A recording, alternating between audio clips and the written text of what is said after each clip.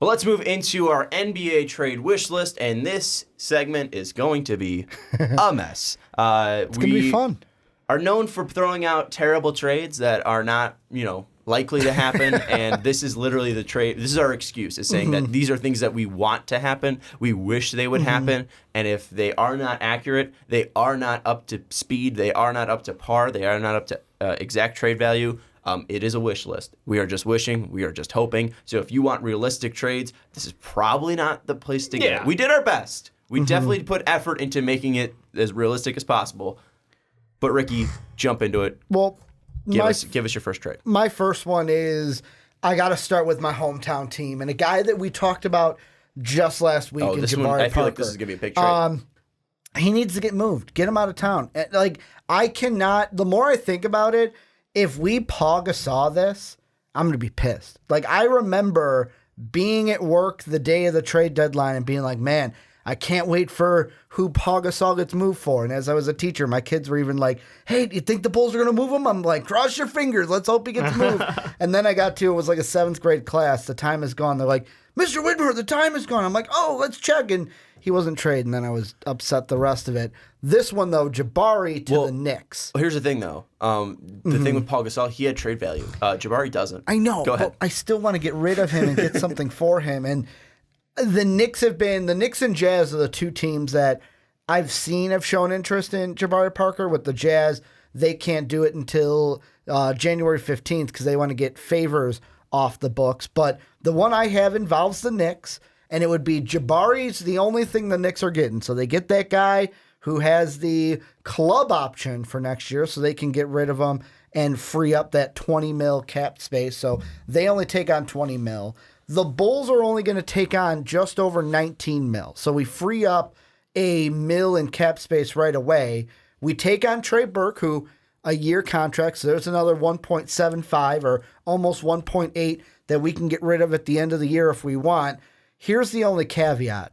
We would have to take on the 3-year deal. I believe it's 2 and a player out, but 3-year deal for Tim Hardaway Jr., and that is $17.3 million. Wouldn't be the end of the world because maybe next year we can we're not a team that's expected to make a huge push in free agency this year, but it frees up a little bit of cap space. And also we can then use a guy, hey, we'll do this all again next year. The only thing that I would throw out there is I feel like the Knicks would have to throw us a pick for taking on this cap space. And I don't think the Knicks would give us a 2020 first, but I think it would have to be, all right, we'll take your second pick this year, which will be the least favorable of Orlando, Cleveland, or Houston. Wouldn't be excited about that one, but I think that they would have to either throw in this year's second or next year's first. I think you'd be getting second-round picks, maybe 2 seconds in that. But the thing is with that trade is I think it does make sense in some ways. I mean, obviously, Tim Hardaway, you look at the Bulls, they're probably going to be trading Justin Holiday. So with that, you need to fill out some offensive output if you know. Yeah, we literally couldn't score. Yeah, I mean, you need some help on that. And Tim Hardaway is going to be providing that for the next 3 years. And he's not a great player, but he does provide similar production to Justin Holiday. And it's 2 and a player up, so we're kind of in the same situation. Wait, did you say similar to Justin Holiday from Tim Hardaway Jr.? What? He provides way more offense. He's talking to you. Yeah. Oh, I'm just saying, like, positional wise. Oh, okay. I was like, yeah, Tim Hardaway Jr. is like he's averaging volume like 18 a score. game. Yeah, like 18 to. I mean, don't get me wrong. Justin Holiday's become like a 3-and-D fucking genius. But like they have similar but play styles. Like they're not like Justin Holiday, Tim Hardaway. They both take a decent amount of threes. They both drive. Yeah, both Tim just guys. needs the ball in his hands more. Yeah. Holiday's more of a plug and play. But yeah, no, I totally agree. Like the Bulls would need his scoring. We desperately like when Zach's not like playing a full game. Jesus Christ, we can't put the ball in the bucket. Yeah, and Trey Burke has fallen out of favor in New York too, because I mean they have Moutier, they have Frank, they have Lonzo Trier. I mean they have a lot of guards that Getting paid. moving out Trey Burke, who has gotten some DMPs recently, and he does have a stretch of his 4 games back in November of 24 points, 31 points, 19 points, 29 points, better than Archdiakono. So it's an upgrade to the Bulls. And I think it helps the Knicks out. He's a solid 6 man. I like the trade from both sides actually. It's just kind of like a weird thing because I don't know why Jabari Parker doesn't work in my brain, but like when you watch him on the court, you're just like, that guy's not great at basketball, but yet he gets points. He still gets some rebounds. He just has absolutely zero hustle on defense. Here or there. And the only other thing too is like, how would he fit with Kevin Knox because they both play the 4, but and that's the thing. that's something you'll figure out. With the He'll Knicks, come off the bench. they don't even care. They're, in my mind, the Knicks, this is a straight move of deal with him this year. He's gone next year because they want to make bigger things happen in free agency. Dave, give us your first trade. First trade is going down between the Orlando Magic and the Charlotte Hornets. Came up with this one pretty much on the fly earlier. Kemba? Yeah, it's Nick Batum and Kemba going to the Magic for Vucevic, Terrence Ross, DJ Augustine, and probably a second rounder. Why do each team do that? So the Hornets do this because they need to get Nick Batum's contract off the books and start rebuilding. This gives them back Vucevic, who's on a 1-year deal. If they really love Vuce, they can re-sign him long term. Terrence Ross, 1-year deal. DJ Augustine, they just need a point guard to continue playing because they're basically down to Tony Parker at that point. So 2 years at 7.5 or 7.25 is not an awful contract. Honestly, he's as much crap as we give the Magic about not having a point guard. He's a solid backup point guard. He's not a bad player. He's just a bad starting player. Yeah, exactly. So I think that this kind of gives them, the flexibility to move forward with their future, not having to worry about Nick Batum and his $27 million next year, I think. So, and then the Magic get the chance to wine and dine Kemba Walker for a year. Here's the thing is, though, technically, the Magic are giving up the best player in this trade. And Vucevic. Straight up. I agree. Really? I'm just saying. Hold on. That's smirk. I couldn't hold that one. You're too real on that one. No, like, Vucevic is playing out of his mind. Don't get me wrong. But Kemba Walker and a point guard in Orlando, that's just a dream made in heaven, in my mind. I think that they go all in to try to sell him on staying because their young core, their core becomes, Aaron Gordon, Kemba, Fournier, Isaac, Bamba, and I think that group right there is worth some consideration in the long term. Jonathan Isaac has been nasty. I love the man. Nasty. Yeah. I'll be completely honest. I've got a third one that neither of you two know about, just to let them know. Yeah. It's got this team involved in it, the Magic. And Okay. I just love it to where it's like, I look at it and go, when are the Magic going to make a move? Where it's like, they've got all these, we make fun of them for how many starters they got, and then they just keep drafting young players and adding to these players on their team. When are they going to go out and get a point? To me, it's a point guard. When are they going to go out and get that point guard and get a guy like Kemba Walker to be on this team? Well, Ricky. It's not Kemba Walker, but that's my first trade. Really? I want to see the Magic get a point guard. God. And here's the We thing. all got Magic. We're all gonna have point guard. Magic deals. Here's the That's thing is that awesome. I have Don't pick my I had player. 2 trades for the first team that's going to be in here. Yeah. One was a selling one. One's a buyer one. Because Okay. we're a long way from February. Oh, yeah. And they'll have Karis LeVert coming back, so maybe they do make a push for the playoffs. Ooh. But if they fall out of there, I think they need to get something for the player that's getting traded. Yeah. So if the Brooklyn Nets are bad, there is an asterisk, and I'm not wishing for them to be bad, but I do want to see this player on the Orlando Magic. D'Angelo Russell goes to the Orlando Magic. The Brooklyn Nets get Terrence Ross and Wesley Iwundu. That is for cap space to make that sure that goes through. But then also picks would be going to Brooklyn because Orlando, you get something for D'Angelo Russell because you're not sure if he's going to resign and how much money he's going to be worth. And then if he's worth too much money, you don't want to be paying him and Spencer Dinwiddie the same amount, or at least they don't want to be paying them both a ton because they play the same position. And then also with the Nets, you get Terrence Ross, who's a capable scorer. He can resign. I don't know about $10.5 million for him, but he's been playing really damn good. And Wesley Iwundu is just a small contract that you can get rid of. He's not playing a ton of minutes. So I would like to see the Nets clear up some cap space and also get some clarity to that team going next year. You're going to have $11 million coming off the books next year. If you do make this trade, you're going to be able to go out and get a free agent, and then also you can have Dinwiddie start. And then the Magic, you get a young point guard in D'Angelo Russell, a proven scorer. It's something that will help because Aaron Gordon isn't a go-to scorer exactly. He's been putting up some nice numbers for sure. Evan Fournier's hot and cold. He's a good shooter. Yeah. D'Angelo Russell at his peak can be a go-to scorer. Ice in the veins, man. And it's funny because literally last night, he had 3 points. He had an awful shooting game, 1 of 10 or some garbage. Yeah, 1 of 8. 1 of 8. Okay, but I don't know. That deal scares me because I haven't. What we saw, and I know it was only part of a season, was Dinwiddie and LeVert out there together. Did not have a great synergy.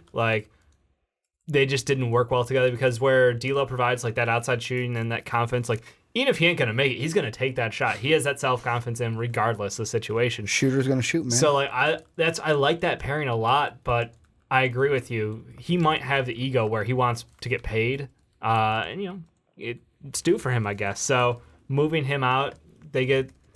I think that's about a fair trade in my mind. I don't know if the fit's gonna be perfect for Brooklyn, but it definitely gives the Magic something to really grasp onto and be happy about. I think the biggest thing too with him is then not only he won't be the only scorer on that team, because right now you see those spurts that he gets into where he's shooting like 1 of 8 and he's missing shots, or he's going like 4 of 14 for the field. He doesn't have another scorer to rely off of on that Brooklyn team. And then with Aaron Gordon, Evan Fournier, Obama, if he ever develops that skill, Jonathan Isaac, if he ever develops that skill, Vucevic as well. I mean, he'll have capable scorers on that team. Yep. Passing would go up for D'Angelo Russell. He's been a capable passer this year before. He's had games of 13, 11, 9, 8, 7, 8. I mean, he can pass the ball. He can be a distributor. I think he'd be really fun on that Magic team. And then also, if that Magic team's still competing, that makes them a playoff team, I think. Because it does take away bench scoring from them. I mean, it's the East. It's not that big of a hot take. It does take away bench scoring in Terrence Ross, who has been very good for them. But also, I think, like we just said, DJ Augustine is a very good bench player. Yeah. And then D'Angelo Russell just makes that starting lineup even better. I like it. I got a question to add on to yours, and this goes to the Nets. How would you guys feel with, in addition to them trying to get cap space to re-sign D'Lo, they send Allen Crabbe and the Denver pick, which is right now the 28th pick in the first round, to the Kings to take on Costa Koufos, who would be gone at the end of the year. Those are some big names, So you're Ricky. paying- I No, don't but know. I'm just, You're and giving that's away why a first-round pick to not have to deal with Allen Crabbe's contract exactly. next year. Like, would that be a smart move for the Nets to try to free up room to get rid of? Yes, right now they would have the 8th overall pick. Sure, but I don't think that money shouldn't go to D'Angelo Russell. That's the I'm question sure. is, who do Because you you're paying think Dinwiddie, you're paying D'Lo. I mean, you're paying what? you're paying for 13 million guards, for a bench player if you're putting Dinwiddie on the bench? which he's a solid. I mean, he's Lou Williams-esque range. Like he is in that. Like he's a top Yeah, but 5, even 6 then, Lou man. Williams is making $7 million. Yeah, well, Lou So, Williams took the you're discount because overpaying. he was on the other side of 30. I guess. So I don't know. In my mind, like I think that you'd be committing a lot of money to the point guard position if you did decide to pay D'Lo. But also, like, what are you going to do with that money this offseason? Do you think you've got a shot at anybody big? Because Jimmy Butler, I don't see him leaving the 76ers now. And I don't see Kyrie Irving. Yeah. KD going to the Nets. I mean- anything like that. Kyrie could go to Brooklyn instead of New York. He's not. I'd He's not say he going is, anywhere. but he He's not could. going to the Nets. He's not going. Okay. He's staying in Boston. Give us your second trade. My second one, and I kind of flipped it around because you guys have kind of been on a Magic train. Yeah. I'm going to keep the Magic train Ow. going. They get John Wall, and they're going to What? give up This Nicole. isn't an NBA No, Orlando no, Magic trade wish. No. Why are you flipping up everything? Because- no. You had 3 trades. Yeah, this was my third one, and I switched it Okay. because All right. I told All you right. All right. 2 and 3 could both be my big one because they both deal with a Washington Wizard. Hint, hint, nudge, nudge. But the Magic get John Wall. They give up Nikola Vucevic and Jerian Grant, 2 guys that were kind of like Dave said. With Vuce, it's, hey, you know what?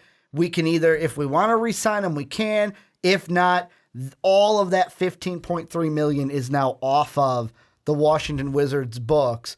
And the Magic would be giving up about some picks in there too. So some first rounders would go over to the Wizards as well. Magic get their point guard, a guy that they don't have to wine him and dine him, Dave. He's there in Orlando. They don't have to worry about it. A dynamic point guard. And the Wizards can either get a center that they really like or clear off all that contract space. I mean, Vucevic would be much needed center for the Wizards team. Better than because, Dwight Howard.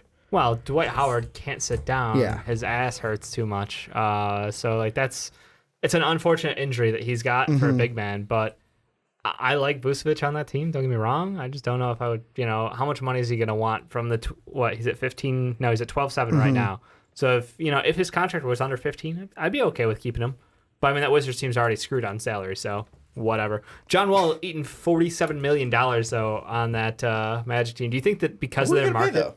What's up? Who are you going to pay in Orlando? That's what I'm saying. Like, do you think because of the market, that's a smart investment on their part? I think the only team that does take him is a small market team that doesn't, like a Phoenix, like a Orlando. Yeah. I think Like that a would be the Detroit, smart- maybe? Because Detroit can eat a Yeah, contract way too. No, they can't. Yeah, they have can. Drummond and Blake Griffin. Would I make mean, a they'd fuck have to ton of make the money. salaries work, but they could get it done. Have to move, what's his face? Jack? No. Reggie. Reggie Jackson? Jackson. I don't see Detroit doing that. They have way too much money. I'm just saying they could. or like a Cleveland. Like it has to be a small team that's really bad. Yep. So I think Orlando would have to be Orlando would be a good fit for John Wall if he is going to get moved. I still think taking on that money is idiotic. But that's just me. Dave, give us your second trade. Sure. This one's gonna get a little complicated. He's got notes. I gotta have a little notepad because the trade machine doesn't let you move guys who aren't eligible yet. And some of the guys in this trade aren't eligible until the 23rd of January. So the Celtics are going to get Kevin Love and Ben McLemore. The Cleveland Cavaliers are going to get the Clippers' first rounder, Shump, Harry Giles, and probably a future second, or probably a future second from the Kings or a future one down the line even further. And the Kings get Gordon Hayward. So what I pictured when I went into this was Gordon Hayward's been underperforming. Kevin Love injured right now, yes, but again, January 23rd is the magical date. He'll be back around that time. And he provides them a great score from the outside. He can play outside or inside, honestly, at the 4. He's one of the best rebounding 4s in the NBA, which is an area where they really suck at as a team. So he addresses 2 of their needs right off the bat, gives them great playing time. He's got championship experience. He's been through the biggest moments in the NBA. Ben McLemore is pretty much just a throw-in contract just to make time work. And if someone gets injured, whatever, I don't care. Cleveland, great turnaround. They get Harry Giles, a guy with a ton of upside. I know the Kings love him, so I as a fan of the Kings rebuild, am struggling to move him on this one. But they get Giles, they get a first rounder from that Clippers pick. It's probably going to be a mid-20s, maybe a late teens at best for them. And then Shump basically just to fill contract. He's on a 1-year deal. They might be able to do something with that. He's been there before. He's not a bad player. He's just, whatever. And then the Kings get Gordon Hayward, someone who redemption arc. Let's see if, his time in Boston hasn't been great. He's getting paid a ton of money right now. So he gets to go and play in Sacramento. He gets to play in Sacramento, which is low-key. $31 million to play on a team that is exceeding all expectations this year. So his expectations coming in, not super high. Well, and here's the first thing I think of. Could it be could he kind of tap into those Utah Jazz days? Because it's I want to say smaller market team. Yeah. And it's a team where he can then be the guy again like he was with the Jazz. Well, he's not the guy. That's De'Aaron Fox. Well, true. But I mean, he could be more of a guy in Sacramento than he is in Boston. In Boston, yeah, One sure. thing though was why do you think they need to get rid of him already and then also get K-Love? Because right now Hayward, I would say he's younger. Hayward is younger, yeah. I believe he's younger. Yep. He's 28. I think K-Love's 29, 30. Yeah. You look at Gordon Hayward too, since 11-21, so about the past month, he has put up 12, 4, 4 on 42 and 40 shooting. So, I mean, he hasn't been K-level numbers. Yeah. But also, he might be getting back into the swing of things. And K-Love hasn't been extremely healthy. That's my biggest thing with that is, I know, K-Love's a better player than Gordon Hayward is redundant. That's why I view him. I view Kevin Love as more valuable, even with the injury concern, because Kevin Love serves a role that they don't have, and they desperately what's that need. role?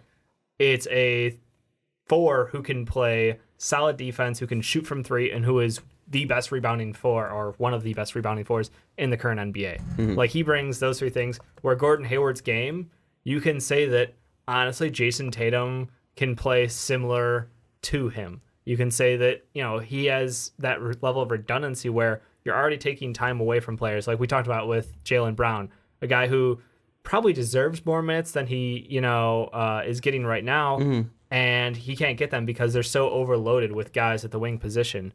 So it solves one problem for you and gets you a player who has a better upside right now than Gordon Hayward. Obviously, you said he's still getting better, but $31 million is not what I'm paying for 12, 4, and 4. No, that's fair. And but also then you're taking a risk. But he has a contract that's also shorter than K-Love. So K-Love's 5 years, and I think 129. 129, I think was what he signed for. I'm pulling that off the top of my head, so I could be wrong on that. But I just think that's a lot of money, and you talk about that role that he's trying to fit. Yep. Marcus Morris so far has kind of fit that role outside of the rebounding aspect because they are still a very bad rebounding team, but he's shooting very efficiently from 3, 42% from 3 on 5.1 attempts. He's playing decent defense. I mean, we saw him last year in the playoffs. He can turn it up to that notch of defending LeBron. I don't think K-Love can do that. That's where K-Love played defense in the one play that mattered. That's true. but he can rise to any occasion. I don't think he can do it for a series. I think and that could lose you a series. I just worry about his injuries and then also that contract and that length he's going to be on. That's going to handicap you from getting a guy like AD who we just talked about. That's my biggest concern with this trade. But it is a wish. I mean, it's a wish, and I also like what it brings to their matchup against the Raptors because I think that Pascal Siakam is like kind of a wild card right now for the Raptors with how well he's playing, and I think that Kevin Love gives them a different dynamic that they don't really have an answer to. So I don't know. It's a wish. It'd be interesting. I'm sure I'm gonna get a shit ton of hate for moving Gordon Hayward. It's fun. Fuck it. If you hate it, you don't like fun. Let me know. This is NBA basketball. If you don't like this, you're not having fun. Let's go to the next trade. I have Kemba Walker, one that Dave had. Charlotte Hornets getting Patty Mills, Lonnie Walker the fourth, and Chimezie Metu. San Antonio Spurs get Kemba Walker. They need to quicken the pace. They need to shoot some threes. They need to turn it up a notch. The San Antonio Spurs, they got a first-round pick that I think would be nice to Charlotte. I think that Kemba probably won't re-sign. Wouldn't be too shocked if he did, but I think that I would probably put money on him not re-signing. I think that you got to make this trade. You're a team that should be making the playoffs. Right now, you're not making the playoffs. You don't look like a tough team to beat in the Western Conference. But I think if you add a point guard that is very dynamic like Kemba Walker, you should go out and do it. And Greg Popovich is not getting any younger. And Lonnie Walker probably won't be hitting that peak when Greg Popovich is there. Chimezie Metu is a player that's intriguing. But I don't think he's a player that is going to be very effective in the long run, especially when Greg Popovich is at his peak. Kemba Walker is his peak. He's effective now, and I think that would be the signing that you need to make because he can help DeMar DeRozan. He can help LaMarcus Aldridge. He can help Paul Gasol. He can help Rudy Gay, and he can also bring that outside shooting and at a volume level that I think you do need. And he's going to open up the space. He's going to open up the floor. He can open up DeMar DeRozan on that right side, right elbow that he loves to do. He could open up LaMarcus Aldridge on the baseline on the left side. He can help this team in their current state just be modernized just by adding one player. I think it works money-wise. Kemba's only making $12 million this year. Patty Mills is worth 11. Lonnie Walker and Chimezie Metu are just added on just for sweetener. And that first-round pick, again, I don't think you're going to be adding a player that's going to be helpful right away because you're outside of those top players of Zion, Cam, and Romeo. And then also if you start winning because you add Kemba Walker, you're going to be out of that lottery anyways. And I mean, as of right now, today, they actually are in the playoffs. So it's like you're not in. Yeah, but it could flip. I mean, when this post, they could be 14th. Right. I'm just saying, as of recording, they are in. So it's like they could be out of the lottery as well. I actually like that because of, like you mentioned, DeMar DeRozan. And I think back to his time with the Raptors. And obviously, Kemba Walker is better than Kyle Lowry in my mind. But I wonder if the Spurs had a point guard, even like how the Raptors had Kyle Lowry, what that could do for DeMar DeRozan to have a guy at the one that he can play off of and not have to be just the solo guy. Plus, Kemba Walker to me, better scorer than Kyle Lowry, and I'm not like dishing Kyle Lowry. I like Kemba Lowry's Walker a better passer. I think a better defender. Yeah. But it's someone to play off of DeMar and provide scoring rather than here's the ball. I'm just going to assist you the ball. Basically, you're going all in on this year for the Spurs because I think Lonnie Walker has a ton of potential, and I don't forget about DeJounte Murray, who is definitely their future point guard, who is an all-defensive player with a growing offensive game. Murray is a guy that I think could play the 2, and then you could move DeMar to the 3. It's going to make tough difficult. Yeah. But also, DeJounte isn't difficult. Here. Right? DeJounte isn't going to be here this year. Maybe he goes to the bench. I think that you could figure out a way for it to work. Okay. Because you might just need to go small in the 1 through 3, but then go big with LaMarcus and Paul Gasol. It's an interesting one because Kemba makes them relevant this year, and like you said, if you get to the playoffs and somebody else gets injured, like you get hot at the right time. Like I would not want to play against Kemba Walker, DeMar DeRozan, and LaMarcus Aldridge in the playoffs. Don't get me wrong. And especially cardiac Kemba. Like that's the one thing I want. I want to fucking see Kemba in the playoffs. Let's do it. Dropping 50, hitting those step back, top of the key jumpers. I want it. I want him in the playoffs. I want him to be a coach. I want him to be successful. I think the San Antonio Spurs are the most successful franchise of my lifetime. Technically, he'd be in the playoffs right now. They're the Hornets are the 6th seeds. And the weak East. In the weak East, they play the Pacers, who maybe they can beat in a playoff Not a matchup, but I chance. wouldn't put money against He's it. been in the Not playoffs a before, and he's been in the playoffs before, and he's just gotten bounced. Yeah. No, I know. It's but just I'm going to happen saying the he same is thing. in the First playoffs. round bounce. Yeah. I know, but he's been like So like Jeremy Lin trying to carry him. Yeah, I mean, like he's been in the playoffs. He's had played 11 games, and both of them have been one-game series or one-round series. One was a 7-game series loss. The other was a 4-game series loss. Yep. So I mean, go to the San Antonio Spurs. We have more of a shot, and maybe you get to the fifth seed and you play the Los Angeles Lakers. Then you get to move on to the to the next round. Like you even have the possibility to go up to the 3 seed because the West is that compact. So I think Kemba changes that team for sure. It's intriguing. Ricky, final My trade. last one, it's another Wizards player getting moved, Bradley Beal, and he's going out west because there's a team we talked about earlier in the podcast that we said could get a certain Anthony Davis, but probably won't this year. They go ahead and get Bradley Beal. They go and trade KCP, BI, Lance Stevenson. The Wizards get BI, who's the real prize of this. KCP and Lance Stevenson are contracts that are done at the end of the year, and they're just going to get picks from the Lakers. I know they're not going to be top 10 picks or lottery picks, but they're getting first-round picks from the Lakers, and the Lakers get a name that can maybe help them or definitely help them this year make kind of a run so that then they can go, okay, here's another. We can add maybe one more and kind of accelerate this push to try to get something out of LeBron this year rather than saying, oh, let's wait for next year. Let's wait and see what we're going to get. No, AD's not on the table this year. We're going to get something to make a run this year. Yeah, I definitely think Bradley Beal is a whole lot better than BI, KCP, and Stevenson combined. So I would pull the trigger if I were the Lakers on that kind of deal because Beal's just been playing lights out. Would you if you were the Wizards, though? Like, are the Wizards getting enough? That's I'm what I not giving thought. up Bradley Beal if I'm the Wizards. Okay. I think he's the one player out of their team I actually love. So, no. But I think that the Lakers, if you have a chance to do this, 100% should pull the trigger. Like, Bradley Beal, like I said, been playing lights out as of late, putting up 20-plus a game, 5 assists plus, 5 rebounds plus. Like, he's doing everything, and he's doing it efficiently, and he plays good defense. Like, there's nothing not to love about Bradley Beal, and his fit on that Lakers team would be amazing because it gives them a solid knockdown shooter. Someone confident out there. When LeBron James doesn't want to take a last shot, Bradley Beal's a guy I'm like, woo! And the one thing, too, is with when we were talking about AD to LA, if they got rid of the big 3 for AD, it would take away their speed. If they get rid of Brandon Ingram and KCP, that doesn't really slow down their speed. They still have Lonzo, they still have Kyle.